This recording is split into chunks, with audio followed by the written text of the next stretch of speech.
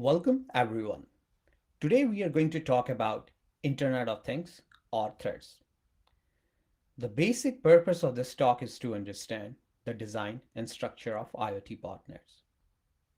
We are going to focus on different techniques and tactics opted by attackers to launch attacks using IoT devices. But first of all, I'm really thankful to Hack in Paris Security Conference committee members for giving me this opportunity to present this research in front of you. I hope in the next 1 hour or so, we are going to have a great time ahead understanding the IoT threats. So let's get it started.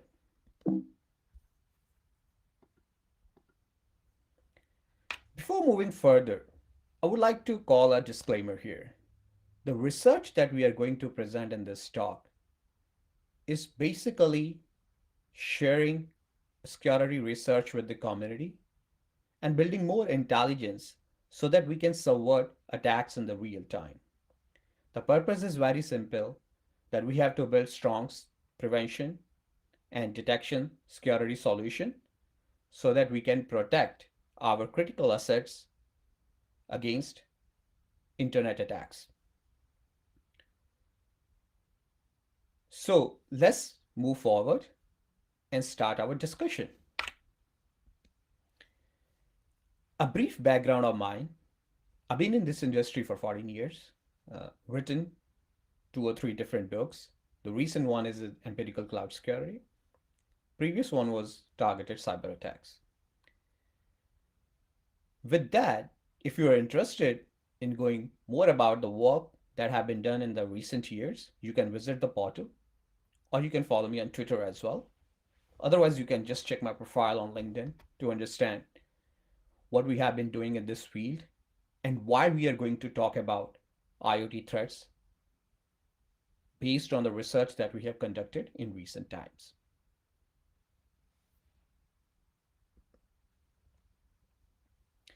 So what is the agenda? So in this talk, we're going to focus on understanding IoT threats.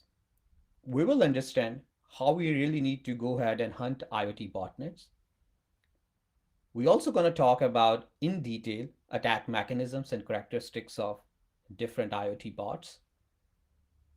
Then we'll take a look into different IoT botnet CNC panels. We will have a few demos as well, highlighting how these IoT botnet command and control panels look like. But let's first start with the IoT threats. In recent times, you must have realized the attacks utilizing IoT devices as launchpads have increased exponentially. A few media headlines have been presented here to show how critical this problem is. Well, personally, I always believe that in order to solve any sort of problem, we really need to formulate the problem very well. And then comes the solution. Right now, the way digital evolution is happening, or you can say digital transformation is happening, the internet is fetching with more and more IoT devices, which means the attack landscape is changing as well. More IoT devices on the internet, more they are going to be targeted by attackers. And that's a serious problem. So the caution that comes to play is how we are going to secure these IoT devices, thereby making sure that we are going to have a strong security all around and we circumvent cyber attacks. However, these headlines explicitly states that how exactly the problem exists in this world at the moment and in which direction we really need to move forward. But the problem is real, and for that we have to invest a lot into security research and intelligence gathering activities so that we can build strong security solutions.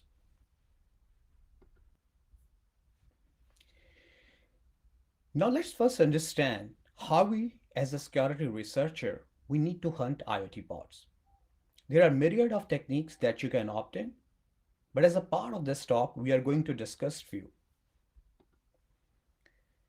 So what we have seen based on our research that Attackers are hosting IoT bots as a simple resources, as a files on the web servers that can be easily indexed.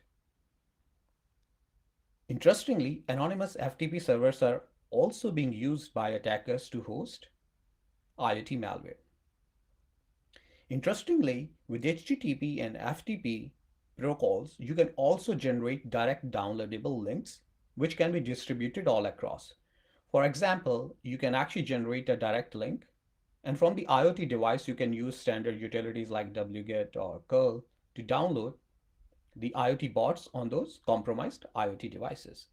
We'll talk more about it little later on.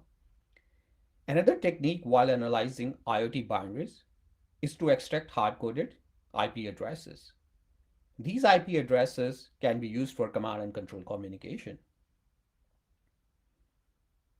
And once you have that information, you can extract interesting artifacts out of that as well, because you can connect back to CNC panel and then actually conduct penetration testing or some kind of additional assessment to generate more intelligence out of it. Memory forensics is an important technique as well. While running IoT malware on the devices, you can dump the memory, you can analyze the memory, and you can extract a lot of interesting information out of it as well. Identification reconnaissance is also very important because if you see some kind of like malicious communication happening from IoT device, you can conduct scanning in the same vicinity of those IP addresses and then try to see how the network traffic is being generated, and you can detect anomalies in that as well. With that, it becomes also easy for the security researcher to find the administrative panels. For example, you can use Telnet, FTP, HTTP to connect back to the CNC panel and see how it looks like. Broad scanning is also an important technique where we just conduct mass scanning and then try to, feed some sort of signatures and see how effectively a particular IoT botnet infection is occurring. So there are many ways you can go ahead and, detect and hunt IoT bots, but it is required because until unless you have the good set of information, it is not possible to build intelligence to subvert IoT botnet infections. Continuing on the same part, we are going to talk about a little bit doing more than what we have did with the IoT binaries earlier. It's more focused on CNC panels. Like, can you compromise the IoT botnet CNC panels? Can you detect some sort of vulnerabilities in those CNC panels? And there are a couple of techniques that you can use there as well.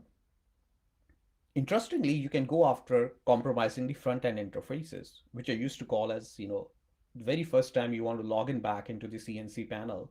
It can be web-based CNC panel. It can utilize Telnet as a protocol. It can, use other customized protocols. So you need to go ahead and compromise that in order to extract more information. Another interesting technique is that you can actually target the backend databases. As you all know, when these IoT CNC panels are collecting a lot of information from the compromised devices, they need to store that information somewhere. Mostly databases are used, as we all know, and you can attack those databases directly if they're connected on the internet to gain a complete control over the backend architecture. In this case, is the tier 3 play, which is database. And if you compromise the database, you can dump CNC panel, admin credentials, you can get a lot of other interesting information about data exfiltration, stolen data, and sort of those things. Another interesting technique is to simply go for vulnerability exploitation in the form of like remote command execution. The idea in this case is very simple. It's just like exploiting any sort of vulnerabilities in the associated software that are being consumed by CNC panels. Reuse credential approach is important artifact as well. Sometimes what we have seen that, the attackers are using weak or default passwords, or they reuse the same set of passwords for CNC panels. So you can target that point as well. So combined with all the techniques that we have discussed for analyzing IT bots, but some of the techniques that can be utilized to go ahead and attack the CNC panels, In both scenarios, you can collect a lot of interesting information to build threat intelligence.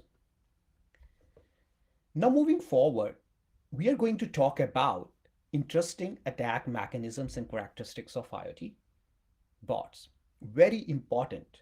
I will reiterate again, it is essential to understand the different techniques these bots opt, basically how attackers design these bots to conduct nefarious operations on the compromised IoT devices. So let's talk about in more detail.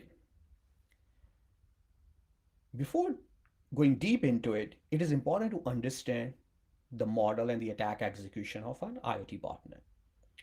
So general purpose, the way attackers are going after, they found some sort of a vulnerability in one IoT device, they build a signature and then they launch mass scanning activity, try to fingerprint the vulnerable IoT devices on the internet.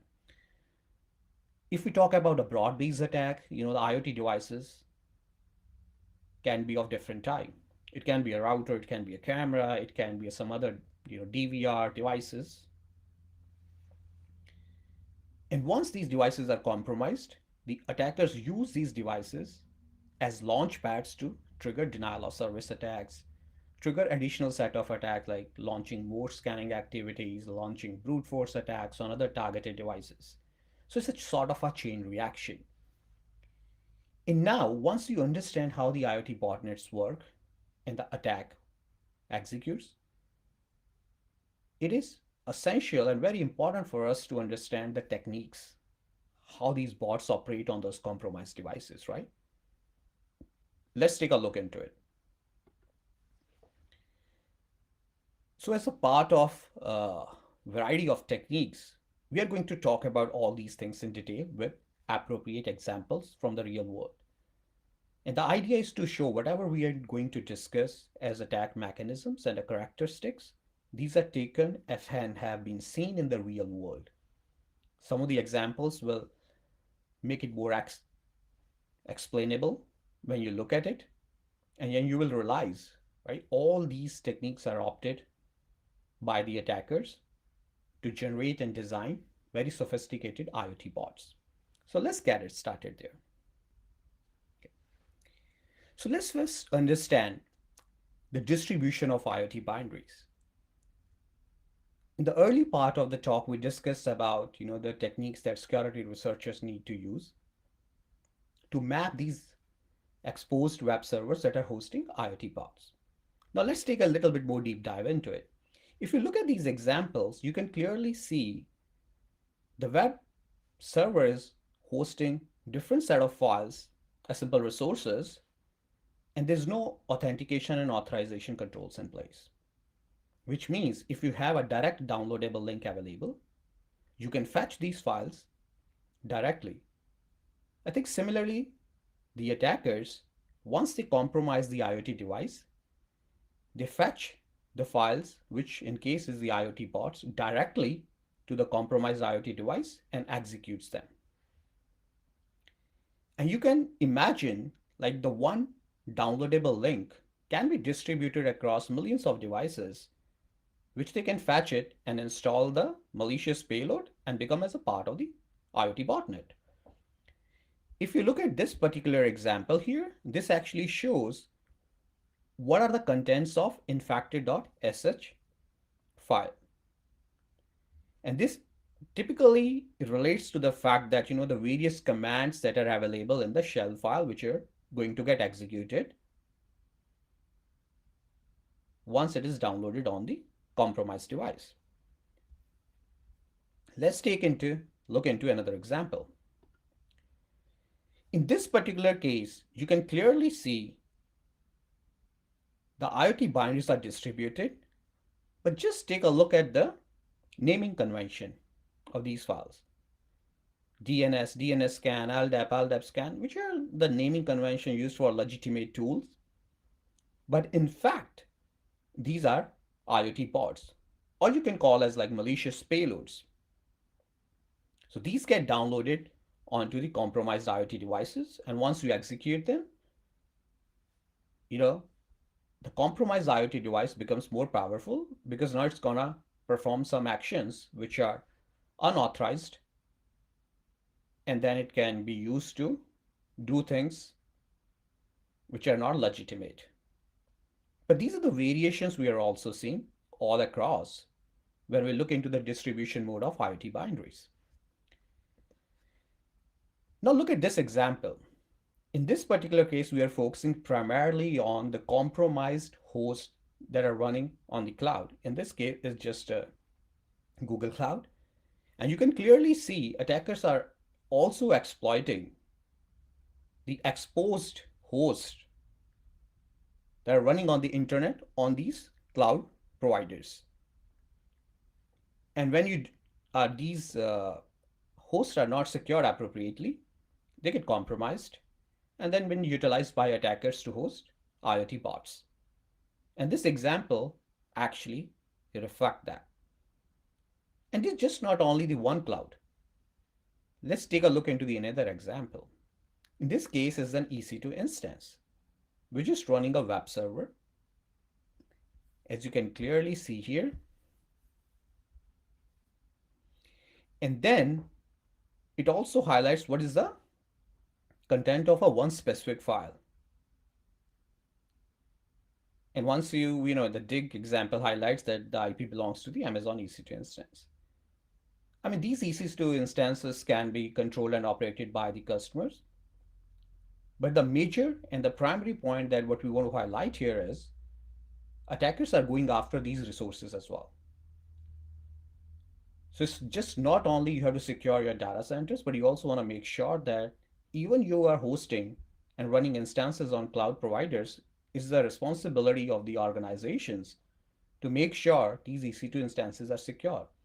We have seen many examples like that where EC2 instances or the instances running in Google environment are compromised and are distributing IoT bots. So let's move forward. Another interesting technique that what we have seen is the packing, right? So when the attackers actually download the payload onto the compromised IoT devices, the payload is actually packed. And we all know why packing is being used is just to ensure that nobody can reverse engineer it, or it becomes very difficult to look into what is the content of that payload is. In this example, what we have seen that UPX packer is being used. And if you take a look at it, the screenshot here, and when you just simply use the command file, it actually gives you what the payload is all about. And as we all know, the file command is based on the magic headers. It's going to check the, topmost header of the file and try to check it with the existing database, making sure what kind of file it is, irrespective of what the extension is. And you can clearly see, when we grab and get all these strings and then look into it, the payload was packed with UPX. So this actually highlights that attackers, when they're designing IoT bots, are using packers as well to ensure the integrity is maintained for the malicious payload. And as a security researcher, when you are doing this kind of activity, you need to make sure you look into all these aspects, find a way to unpack it so that you can get internal details about the payload and how it works. So, but packing is being utilized by attackers for this kind of activity.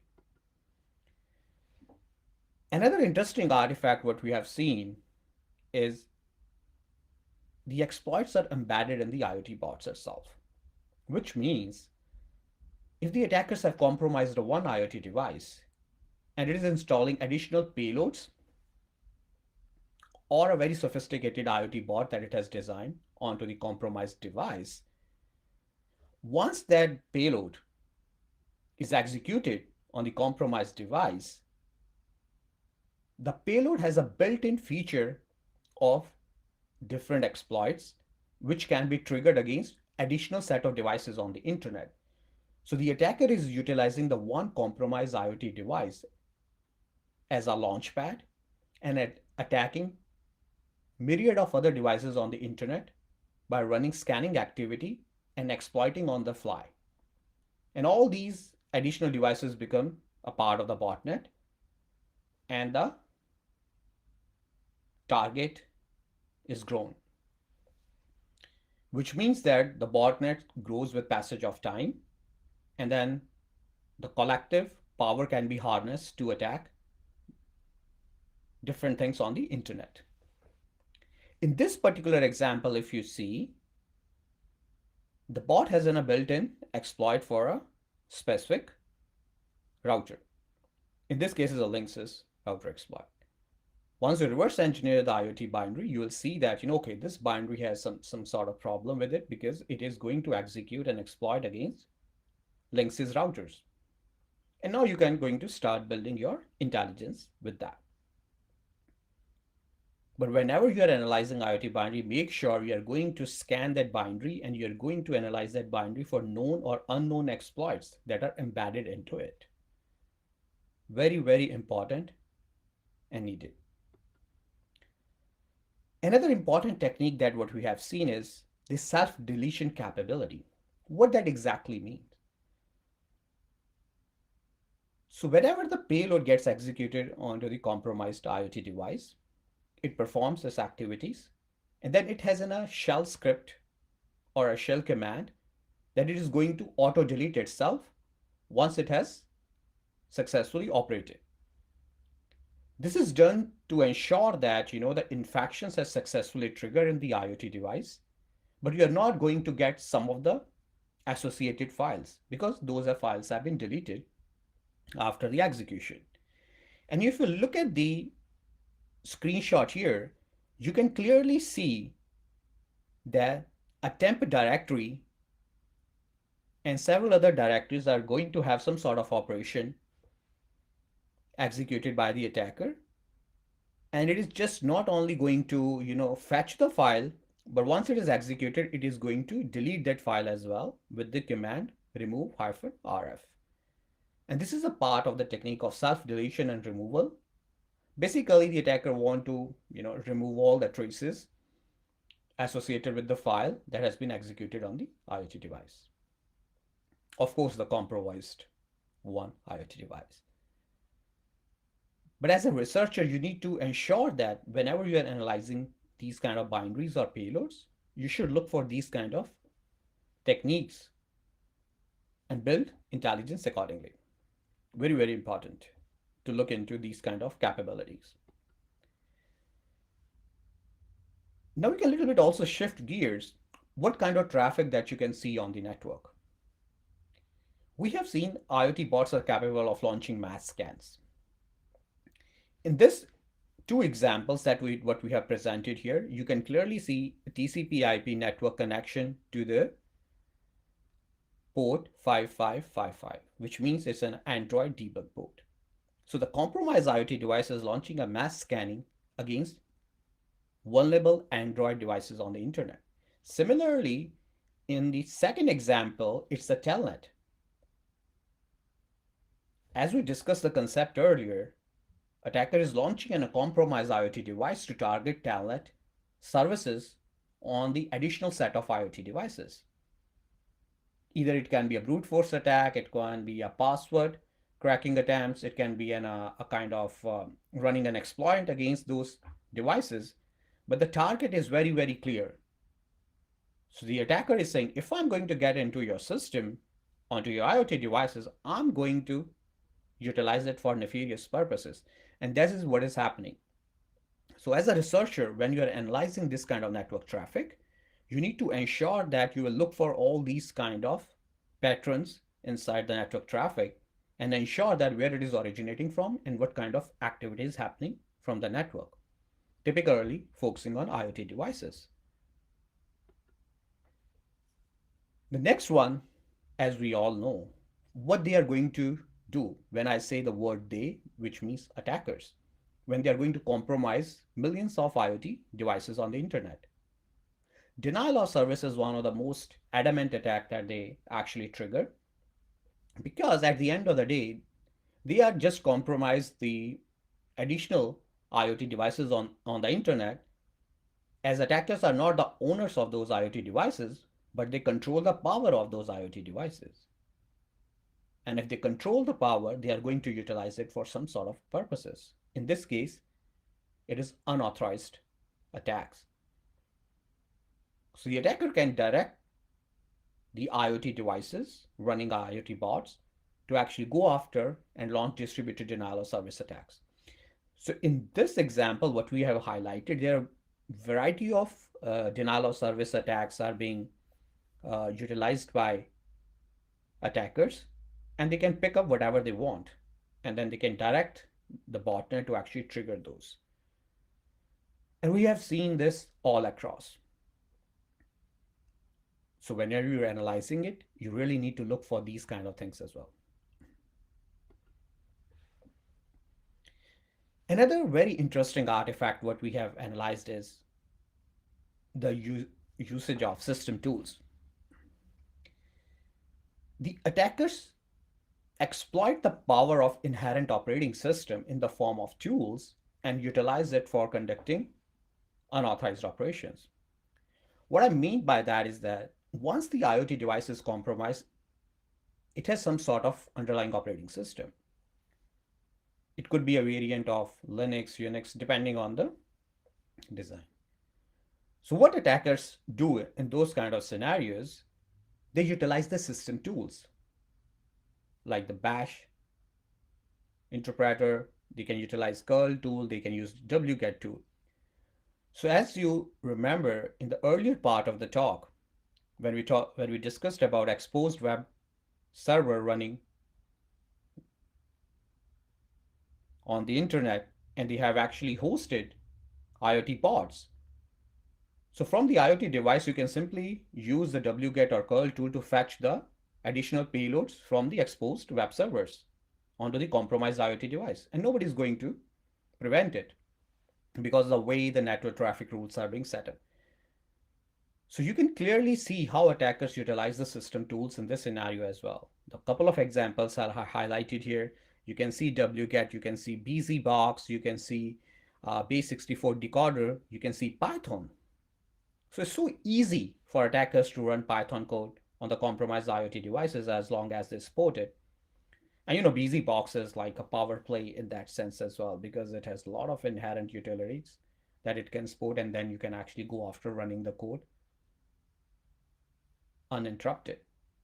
So attackers don't have to worry about, hey, I need some additional tools or associated set of tools to just run my scripts or payloads. No, it's all available on the IoT devices, and they're going to utilize it. So make sure whenever you're analyzing IoT boundaries, you actually go for these kind of patterns and information as well. So now I'm going to take a little bit, a break here in the sense. Let's talk about a bit of fun and profit scenario. So let's say if you are not going to go after CNC panel compromise, can we go for a crash or a kill? What I mean by that is sometimes attackers have secured the CNC panels effectively, but the way these panels are designed, the network services are being running, there is some sort of vulnerability exists with it. And as a researcher, as a threat intelligence expert, or as a security operations center analyst, you can respond differently as well. All right, now let's take a look into this case study. It is based on the fact that Mirai CNC panel code has been reused by a lot of additional IoT botnets. What we have seen in the recent times as well, there's one of the network specific services that are being consumed by Mirai. One can crash it. So what exactly that means? It means there is some inherent vulnerability exists in there. If you're not able to compromise the CNC panel directly, for whatever the reasons are, because it's secure efficiently, attackers have strong authentication and authorization controls in place. But as a researcher, you can still target the network service and can bring down the Mirai panel down. So if you look at this simple code that what we have presented here, is creating a socket, and all it's just doing is sending up a buffer on a continuous basis and then stopping it up. Once we put this thing in a loop, it is keep on sending the buffer and attacking the network surface making sure there is some sort of overflow happens. In our testing, what we have seen in certain versions of Mirai, I think it can crash the service and make it unavailable for some period of time. So the basic target here is to show it's not always that you can go for controlling the CNC panel for extracting intelligence, but you can respond efficiently in other ways as well. And this one case study highlights that as well. I hope you can try that as well and enjoy and see how it looks like when you analyzing some sort of Mirai panel running on the internet. All right.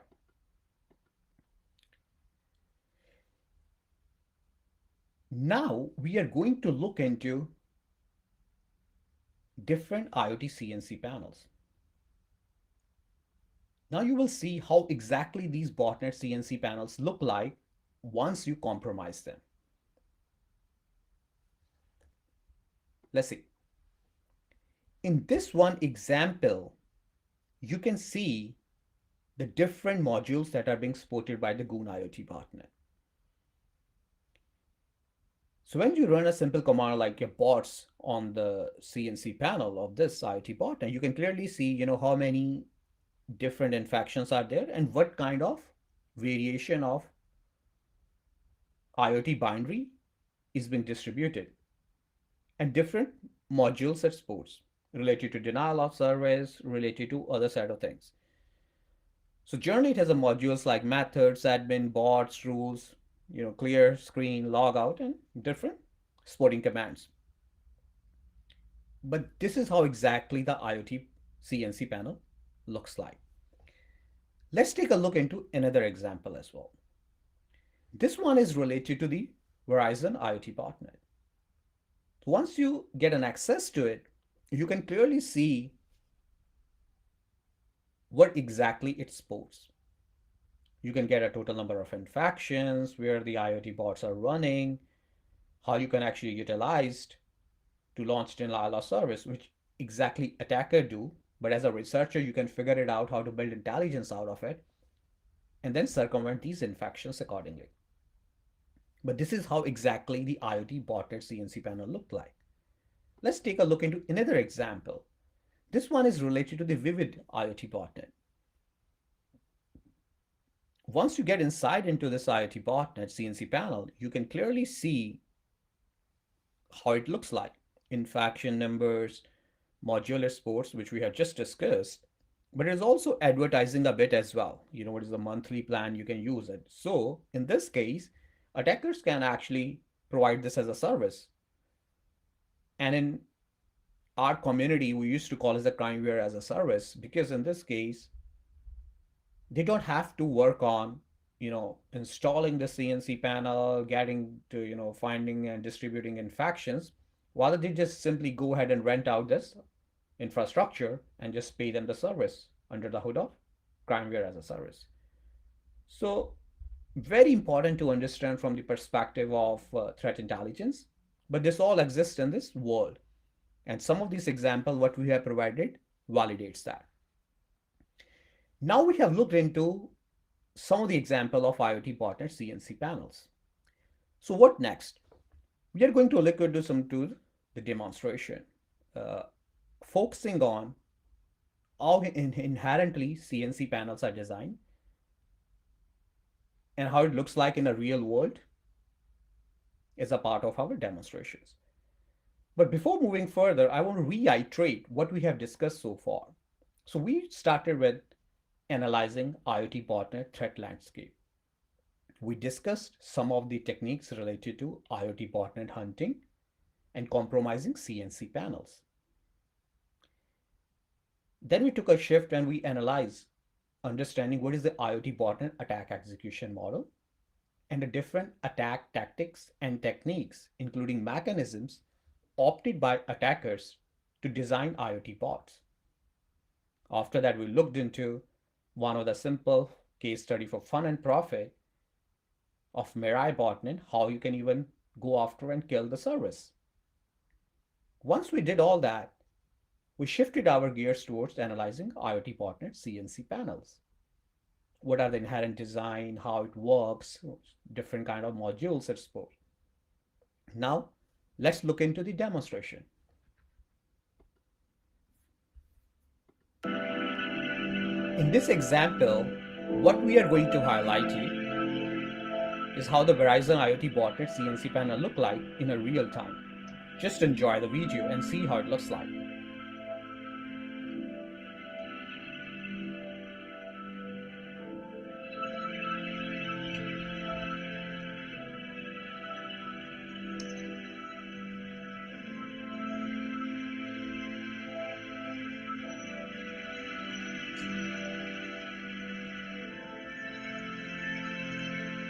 Different tools it's supposed right now,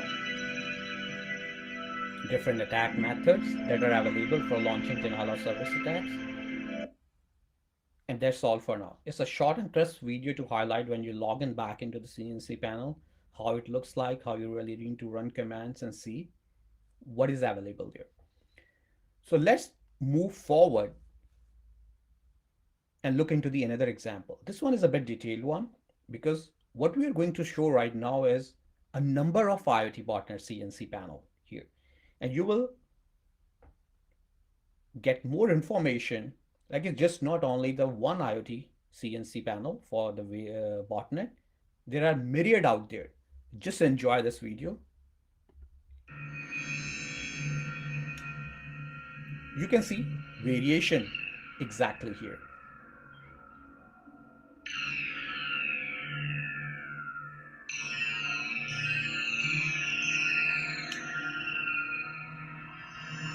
So this is a Kavari botnet, as you can see on the screen as well.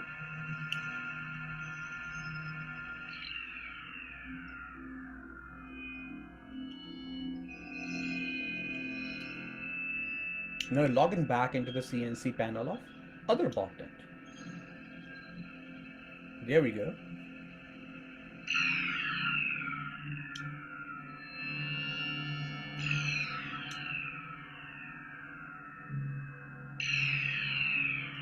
This one is another example of IoT Botnet CNC panel. You can see the number of infections, which was kind of in early stages. Modules, it supports. Another example of the DankNet IoT botnet. Let's see. Oh, you just have only 48 infections, early stages. And there it comes, the message from the IoT botnet administrator. So overall, what we have highlighted here is how these IoT botnet CNC panels look like. It's not easy to actually get access to these CNC panels because you have to do a lot of work earlier to build intelligence, finding where these CNC panels are located by analyzing binaries, by analyzing network traffic, by conducting reverse engineering, and all the techniques and tactics that we have discussed earlier. The primary purpose for this kind of work is to build intelligence, making sure that we remain 2 steps ahead of our adversaries in making our internet infrastructure secure. So with that, what's the inference out here? After digging so deep into the world of IoT botnets, we believe that there is a requirement and that there is a need for building multifaceted approach to generate intelligence in order to subvert and defend against threats in the IoT hemisphere. We cannot circumvent the attacks that are targeted against IoT devices by just following one way or one model of security. Apart from defense in depth, we need multifaceted approach. We need to look into all aspects of IoT device design and making sure we obtain visibility into each and every aspect of it, making sure security controls are implemented very effectively and efficiently. And this is the message I always prefer to give. Being in this industry for more than 14 years, this is the reality of the security world. It is nothing new out there, but it is actually up to you whether you really want to do it or not. For example, if you're simply doing some sort of configuration change, have you validated it efficiently? Have you make sure that the configuration is not gonna impact the security? And if we revert it back to the simple concept, it's all about how you want to do security, how much understanding you have about your security. And that is the target approach. Nothing new, but it's the way you do it. And that's why we believe that security is a continuous process, not a one time shot. It's a long shot that you have to actually go after on continuous basis.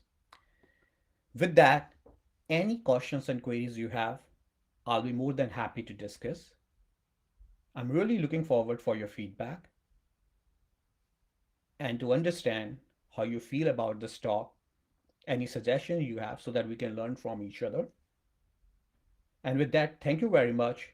I would like to say my appreciation to the Hack in Paris Conference Security Committee as well for creating such a fantastic conference and allowing researchers to utilize the podium for sharing the research work.